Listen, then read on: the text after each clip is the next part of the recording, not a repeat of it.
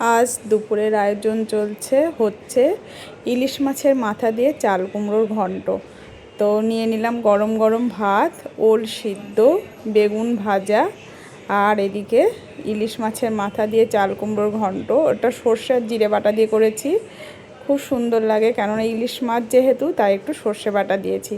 এদিকে হচ্ছে লাউ চিংড়ি, সেটা ধনে পাতা রসুন পেঁয়াজ দিয়ে হচ্ছে, একটু আলাদাভাবে করেছি। তো এটাও হয়ে গেছে। আর হবে অয়েল ফ্রি চিলি চিকেন। তার জন্য আমি আদা, রসুন, ডিম, কর্নফ্লাওয়ার, লবণ, সব কাঁচা লঙ্কা বেটে আমি ওটা ম্যারিনেশন করে রেখেছিলাম 1 চামচ সাদা তেল দিয়ে। এটা এয়ার ফ্রায়ারে 180 ডিগ্রি সেন্টিগ্রেডে 10 মিনিটের জন্য দিয়ে দিলাম। সসের ঘোলগুলো সব বানিয়ে নিলাম, soya sauce, chilli sauce, tomato sauce, সব সসগুলো দিয়ে ক্যাপসিকাম, পেঁয়াজ, টমেটোটা হালকা একটু টেলে নিয়ে এবার সসের ঘোলটা দিয়ে চিকেনটা দিয়ে দিলাম।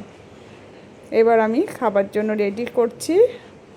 চিলি চিকেনও নিয়ে নিলাম। তো আজকে দুপুরের আয়োজন এইটুকুই।